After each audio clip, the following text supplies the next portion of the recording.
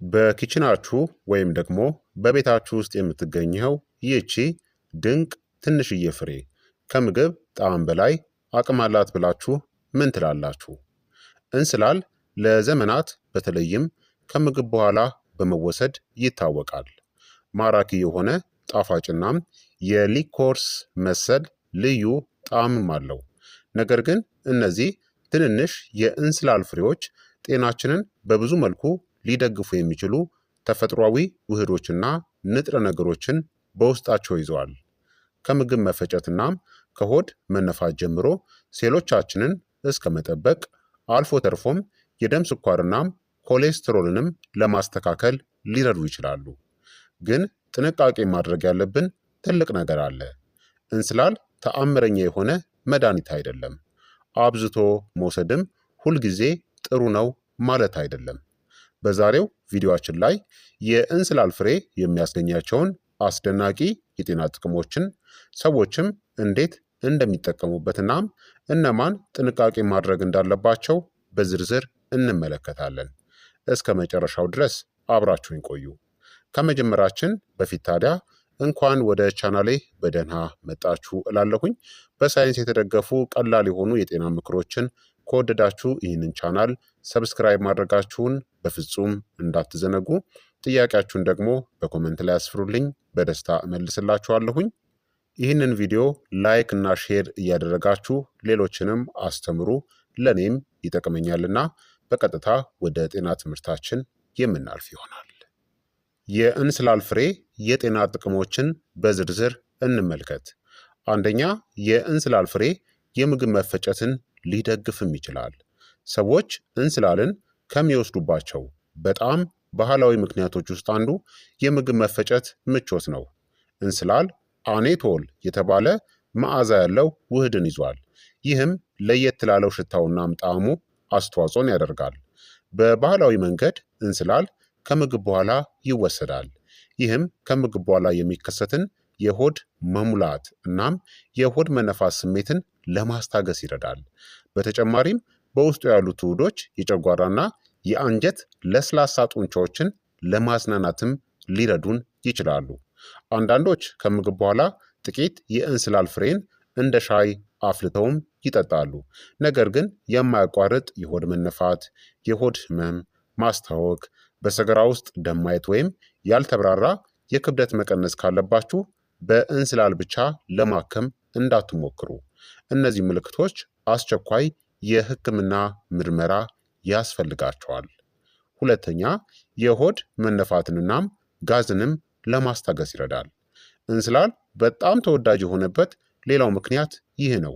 የእንስላል ፍሬ በባህላዊ መንገድ የአንጀት ጋዝንናም የምግብ መፈጨት አለመመቸትን ለማስወገድም ይረዳል።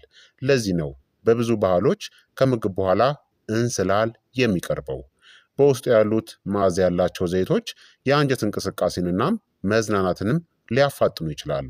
ስለዚህ በከባድ ምግብ በኋላ ሆዳችሁ የማይመቻችሁ ከሆነ የእንስላል ሻይ ጥሩ ማስታገሻ ሊሆን ይችላል። ታዲያ አስታውሱ፣ አልፎ አልፎ የሚከሰት የምግብ አለመጨረስናም የቆየ ወይም ደግሞ ክሮኒክ የሆነ የምግብ መፈጨት ችግር ይለያያሉ። የሆድ መነፋት ሁል ጊዜም የሚከሰት ከሆነ ምልክቱን በከንቱ ከመሸፈን ይልቅ ትክክለኛውን መንስኤውን ፈልጉት። ሶስተኛ፣ በአንቲኦክሲዳንት ውህዶችም የበለጸገ ነው። እነዚህ ትንንሽ ፍሬዎች ልዩ የሚሆኑት እዚህ ጋር ነው። የእንስላል ፍሬዎች ፊኖሊክ እናም ፍላቮኖይድን ጨምሮ የተለያዩ የእጽዋት አንቲኦክሲዳንት ውህዶችን ይዘዋል። አንቲኦክሲዳንቶች ሴሎቻችንን ከጉዳት ይከላከላሉ። የሴሎች ጉዳት ደግሞ ከእርጅና እናም ከተለያዩ የቆዩ በሽታዎች ጋርም የተያያዘ ነው። ሆኖም እንስላልን መብላት ብቻውን አካልን ሙሉ በሙሉ ዴቶክስ ያደርጋል ወይም ደግሞ በሽታን ይከላከላል ማለት አይደለም። ይልቁንም እንስላልን በፍራፍሬ፣ በአትክልቶች፣ በጥራጥሬ እናም በእህሎች ለበለጸገው አመጋገባችን እንደ አንድ ጥሩ ተጨማሪ አካል አድርጋችሁ ውሰዱት። አራተኛ፣ ለልብ ጤና ተስማሚ የሆነ አመጋገብንም ይደግፋል። የእንስላል ፍሬዎች የፋይበር እናም የተለያዩ የእጽዋት ውህዶች ምንጭ ናቸው። ፋይበር ለጤናማ አመጋገብ አስፈላጊ ሲሆን ለልብ ጤና በሚደረግ እንክብካቤ ውስጥ ጤናማ የኮሌስትሮል መጠንን ለመጠበቅም ይረዳል። ነገር ግን አንድ ነገርን መረዳት ያስፈልጋል።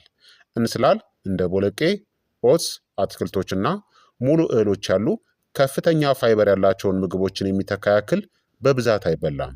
ስለዚህ እንስላልን እንደ ኮሌስትሮል መቀነሻ መድኃኒት አድርጋችሁ እንዳታስቡት። ይልቁንም ለጤናማ ምግብ ጣዕም የሚሰጥ መልካም ግብዓት አድርጋችሁ ተጠቀሙበት። አምስተኛ የደም ስኳር መጠንን ለማስተካከልም ሊረዳ ይችላል። አንዳንድ የላብራቶሪ እናም የእንስሳት ምርምሮች እንስላል በግሉኮስ ሜታቦሊዝም ላይ አዎንታዊ ተጽዕኖ ሊኖረው እንደሚችል አሳይተዋል። ይህ በሳይንሳዊ መልኩ ተስፋ ሰጪ ቢሆንም ጥንቃቄን ግን ማድረግ ይኖርብናል። ተስፋ ሰጪ ምርምር ማለት በሰዎች ላይ የተረጋገጠ ሕክምና ማለት አይደለም። የስኳር በሽታ ካለባችሁ ወይም ደግሞ የደም ስኳርን የሚቀንሱ መድኃኒቶችን የምትወስዱ ከሆነ መድኃኒታችሁን በእንስላል ፍሬ እንዳትተኩ። እንስላልን እንደ የተመጣጠነ ምግብ አካል አድርጋችሁ መመገብ ትችላላችሁ። ነገር ግን የስኳር መጠንን ማስተካከል በሳይንስ የተደገፈ ሙሉ የሆነ እቅድን ይፈልጋል። ስድስተኛ ጥቂት መጠን ያላቸው አስፈላጊ ንጥረ ነገሮችንም ይሰጣል። የእንስላል ፍሬዎች አብዛኛውን ጊዜ በጥቂት መጠን የሚበሉ ቢሆንም በርካታ ማዕድናትናም የእጽዋት ውህዶችን ይዘዋል። እንደሚወሰደው መጠን እነዚህን ማዕድናት ሊያቀርብም ይችላል። ካልሲየም፣ አይረን ወይም ደግሞ ብረት፣ ማግኒዥየም፣ ፖታሲየም እና ማንጋኔዝ። አንድ የሻይ ማንኪያ እንስላል የዕለት ተዕለት የማዕድን ፍላጎትን አይሸፍንም። ትክክለኛው የጤና ጥቅም የሚገኘው በአንድ ፍሬ ላይ ከመደገፍ ይልቅ የተመጣጠኑ ምግቦችን በመመገብ ነው። ሰባተኛ የአፍ ትኩስነትን ወይም ደግሞ እስትንፋስንም ለመጠበቅ ይረዳል። ከምግብ በኋላ እንስላል ሲቀርብ አስተውላችሁ ታውቃላችሁ? ምክንያቱ በውስጡ ያሉት ተፈጥሯዊ ዘይቶች በአፋችን ውስጥ ደስ የሚልናም ትኩስ ጣዕምን ስለሚተው ነው። የእንስላል ፍሬዎችን ማኘክ የአፍ ጠረንን በጊዜያዊነት ያሻሽላል። ነገር ግን የአፍ ትኩስነትን ወይም ደግሞ ጠረንናም የመጥፎ የአፍ ጠረን መንስኤን ማከምን እንዳታደባልቁ። የማያቋርጥ መጥፎ የአፍ ጠረን አንዳንዴ ከጥርስ ችግሮች፣ ከድድ በሽታ፣ ከአፍ ድርቀት ወይም የጨጓራ አሲድ መመለስ ጋር የተያያዘ ሊሆን ስለሚችል ካልጠፋ ወደ ጥርስ ሕክምና ባለሙያ መሄድ ያስፈልጋል። ስምንተኛ የብግነት መከላከል አቅም ያላቸው ውህዶችም አሉት። እንስላል ተመራማሪዎች ለአንቲ ኦክሲዳንትና ለአንቲ ኢንፍላማቶሪ እንቅስቃሴዎቻቸው ያጠኗቸው በርካታ ባዮ አክቲቭ ውህዶችን ይዟል። ይህ አስደሳች የሆነ የምርምር ታዲያ እንስላልን ለሕክምና ምትክ አድርጋችሁ እንዳትጠቀሙበት። ይልቁንም ባልተቀነባበሩ የእጽዋት ምግቦች ውስጥ እንደ አንድ ጣፋጭ አካል አድርጋችሁ ተመልከቱት። ዘጠነኛ ከምግብ በኋላ ለሚወሰዱ ስኳር የበዛባቸው ምግቦች እጅግ ጥሩ አማራጭ ነው። ሰዎች ብዙ ጊዜ ትኩረት የማይሰጡት ጥቅም እዚህ አለ። ከምግብ በኋላ ጣፋጭ ነገርን መመገብን የምትወዱ ከሆነ እንስላል ተጨማሪ ስኳር ሳያስፈልገው ተፈጥሯዊ ጣፋጭናም መዓዛ ያለው ጣዕም አለው። ከምግብ በኋላ ሁል ጊዜም ወደ ኬክ፣ ከረሜላ ወይም ስኳር የበዛባቸው መጠጦች ከማማተር ጥቂት እንስላልን መውሰድ ጥሩ ማጠናቀቂያ ይሆናል። እዚህ ላይ ያለው ትልቁ የጤና ጥቅም እንስላል ስብን ያቃጥላል ማለት ሳይሆን ስኳር የበዛባቸውን ምግቦችን በንጥረ ነገር የበለጸጉ ምግቦች መተካቱ አጠቃላይ የጤና ሁኔታን ማሻሻሉ ነው። አስረኛ የእንስላል ሻይ ቀላልና የሰውነትን የውሃ መጠን የሚጠብቅ እጅግ ድንቅ አማራጭ ነው። የእንስላል ፍሬዎችን በመጠቀም ሻይ ማዘጋጀት ይቻላል። ዝግጅቱም ቀላል ነው። ጥቂት የእንስላል ፍሬዎችን በትንሹ ቀጥቀጥ አድርጋችሁ የፈላ ውሃ ውስጥ መጨመርና ጥቂት ደቂቃ ከቆየ በኋላ አጣርታችሁ መጠጣት ነው። ጣዕሙ ከተመቻችሁ ከምግብ በኋላ በሞቃቱ መጠጣት ትችላላችሁ። ነገር ግን አስታውሱ፣ ዋናው የሰውነት ውሃ የማግኘት ጥቅም የሚመጣው ከውሃው ነው። እንስላል ጣዕምናም የእጽዋት ውህዶችን ብቻ ይጨምራል። ጥቅምን ለማግኘት ሲባል እጅግ በጣም ብዙ መጠን መጠጣት አያስፈልጋችሁም። ታዲያ እንስላል ለምን ልዩ ሽታና ጣዕም አለው ካላችሁ የእንስላል ልዩ መዓዛ የሚመጣው በውስጡ ካለው አስፈላጊ ዘይት ወይም ደግሞ ኢሰንሻል ኦይል በተለይም አኔቶል ከተባለው ውህድ ነው። ለጣፋጩ እናም ሊኮርስ መሰል ጣዕሙ ዋናው ተጠያቂ እሱ ውህዱ ነው። እነዚህ መዓዛ ያላቸው ውህዶች እንስላል በባህላዊ መንገድ ለምግብ መፈጨት ዝግጅቶች ጥቅም ላይ እንዲውል ያደረጉት ምክንያቶች ናቸው። ስለዚህ ይህቺ ትንሽ ፍሬ ቅመም ብቻ አይደለችም። ተመራማሪዎች አሁንም እያጠኑባቸው ያሉ የተፈጥሮ የእጽዋት ኬሚካሎች ስብስብ ናት። ታዲያ እንስላልን ፍሬውን እንዴት መጠቀም እንችላለን ካላችሁ ውስብስብ የሆነ የምግብ አሰራር አያስፈልጋችሁም። አማራጭ አንድ ከምግብ በኋላ በቀጥታ ማኘክ፣ ለጣዕምናም ለአፍ ትኩስነት ከምግብ በኋላ ጥቂት የእንስላል ፍሬዎችን ማኘክ። አማራጭ ሁለት የእንስላል ሻይን መጠቀም፣ በጥቂቱ የተቀጠቀጠ እንስላልን በፈላ ውሃ ውስጥ ዘፍዝፎ መጠጣት። አማራጭ ሶስት በምግብ ውስጥ መጨመር፣ በሾርባ፣ በወጥ፣ በሰላጣ፣ በዳቦ ወይም በቅመማ ቅመም ድብልቆች ውስጥ መጠቀም። አማራጭ አራት ከሌሎች ጤናማ ምግቦች ጋር ማጣመር፣ ከአትክልቶች፣ ጥራጥሬዎች፣ አሳ ወይም ደግሞ ከባድ ዘይት ከሌላቸው ፕሮቲኖች ጋር እንደ ማጣፈጫ መጠቀም ትችላላችሁ።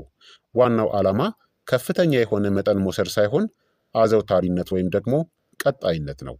ታዲያ እንስላልን ከመጠቀም እነማን ጥንቃቄ ማድረግ አለባቸው ካላችሁ ተፈጥሯዊ ማለት አደጋ የለውም ማለት እንዳልሆነ መረዳት ያስፈልጋል።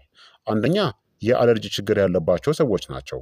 አንዳንዶች ለእንስላል አለርጂ ሊኖራቸው ይችላል።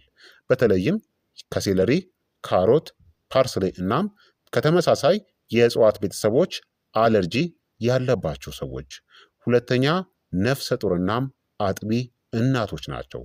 ትልልቅ መጠኖችን በራሳቸው ጊዜ ከመውሰዳቸው በፊት በሕክምና ባለሙያ ጋር መማከር ይኖርባቸዋል። ሶስተኛ መድኃኒቶችን የሚወስዱ ሰዎች። የእጽዋት ምርቶች ከመድኃኒቶች ጋር ሊጋጩ ስለሚችሉ የተከማቹ የእንስላል ምርቶችን ወይም ደግሞ ተጨማሪዎችን ሰፕልመንቶችን ከመውሰዳችሁ በፊት ጥንቃቄን ልታደርጉ ይገባል። አራተኛ ለሕክምና ምትክ አለማድረግ ያስፈልጋል። እንስላልን በባለሙያ የታዘዘላችሁን ሕክምና ለመተካት በጭራሽ እንዳትጠቀሙትም እንዳታስቡትም። ታዲያ ማስወገድ ያለባችሁ ትልልቅ የሰዎች አባባል ወይም ደግሞ ስህተቶችን ደግሞ እንመልከት። አንዳንድ የተሳሳቱ አመለካከቶች አሉ። ስህተት አንድ የእንስላል ፍሬ የሆድ ስብን ያቀልጣል የሚል ነው። እንስላልን መብላት ብቻውን የሆድ ስብን ያቀልጣል የሚል ምንም አይነት አስተማማኝ ማስረጃ የለም። ስህተት ሁለት ደግሞ ጉበትን ዴቶክስ ያደርጋል ወይም ያጸዳል የሚል ነው። ጉበታችሁ እናም ኩላሊቶቻችሁ አስቀድሞ ቆሻሻን የማስወገድ ውስብስብ ስራዎችን ይሰራሉ። እንስላል ተአምራዊ የሆነ የማጽዳት ህክምና አይደለም። ስህተት ሶስት ደግሞ ብዙ እንስላል ማለት ብዙ ጥቅም ነው ብሎ ማሰብ ነው። ይህ በጭራሽ ስህተት ነው። ከፍተኛ መጠንን መውሰድ በራሱ ጥሩ ነው ማለት አይደለም። ስህተት አራት ደግሞ የምግብ መፈጨት በሽታዎችን ያክማል ብሎ ማሰብ ነው። እንስላል ለተወሰኑ ሰዎች የማስታገስ ስሜትን ሊሰጥ ይችላል እንጂ እንደ የአንጀት ብግነት፣ ቁስለት ወይም ደግሞ ሌላ ህክምናዎችን በተአምር አይፈውስም ማለት ነው። እንስላልን እንደ ተአምረኛ ምግብ አድርጋችሁ እንዳታስቡት። ይልቁንም አስደናቂ ባህላዊ አጠቃቀምናም ጠቃሚ ውህዶች እንዳሉት ጣፋጭ የእጽዋት ግብዓት አድርጋችሁ ተመልከቱት። የእናንተ ጤና ምንጊዜም የሚወሰነው በአጠቃላይ አመጋገባችሁ፣ በአካላዊ እንቅስቃሴ ደረጃችሁ፣ በእንቅልፍ ሁኔታችሁ፣ በጭንቀት መጠናችሁ፣ ከአልኮልናም ከሲጋራ በመራቅ የክብደትናም የሜታቦሊክ ጤና ሂደታችሁ፣ የህክምና እንክብካቤያችሁ እናም የረጅም ጊዜ ልማዶቻችሁ ውጤት ነው። አንዲት ፍሬ ይህንን ሁሉ ልታካክስ አትችልም። ነገር ግን ትንንሽ የሆኑ ጤናማ ምርጫዎች ተደምረው ትልቅ የሆነ ለውጥን ግን ያመጣሉ። በአጠቃላይ የእንስላል ፍሬዎች በርካታ አስደናቂ ጥቅሞችን ሊሰጡ ይችላሉ። የምግብ መፈጨት ምቾትን ይደግፋሉ፣ አንቲኦክሲዳንት ውህዶችን ያቀርባሉ፣ ፋይበርንናም ማዕድናቶችንም ይጨምራሉ፣ የአፍ ጠረንን ያድሳሉ እናም ስኳር የበዛባቸው ምግቦችንም ለመተካት ይረዳሉ። ነገር ግን ከሁሉ በላይ ትልቁ ትምህርት ይህ ነው። ጤናችሁን ለማሻሻል ተአምረኛ የሆነ ግብአት አያስፈልጋችሁም። የሚያስፈልጋችሁ በተከታታይነት ልትተገብሩት የምትችሉት የጤናማ ልምምዶች ስብስብ ነው። አስታውሱ፣ ተፈጥሯዊ ማለት ሙሉ በሙሉ አስተማማኝ ነው ማለት አይደለም። ስለዚህ አብዝቶ መውሰድም ሁል ጊዜ የተሻለ አይደለም። የዛሬው የጤና ትምህርት ታዲያ ይህንን ይመስል ነበረ። በዛሬው ቪዲዮአችን አዲስ ነገር ከተማራችሁ እና ከወደዳችሁት ቪዲዮውን ተፈጥሯዊ የጤና መረጃዎችን ለሚወዱ ወዳጆቻችሁ ሼር አድርጉት። በሳይንስ የተደገፉ የጤና እናም የአመጋገብ መረጃዎች እንዲደርሷችሁ ደግሞ ቻናሉን ሰብስክራይብ ማድረጋችሁን በፍጹም እንዳትዘነጉ። ላይክ እና ሼር ሳታደርጉ በፍጹም እንዳትወጡ። አብራችሁኝ ስለነበራችሁ እጅግ አድርጌ ከልብ አመሰግናለሁኝ። በሚቀጥለው ቪዲዮ እስከምንገናኝ እኔንም እናንተንም ቸር ያቆየን። መልካም ጊዜ፣ መልካም ቆይታ። ቻው ቻው።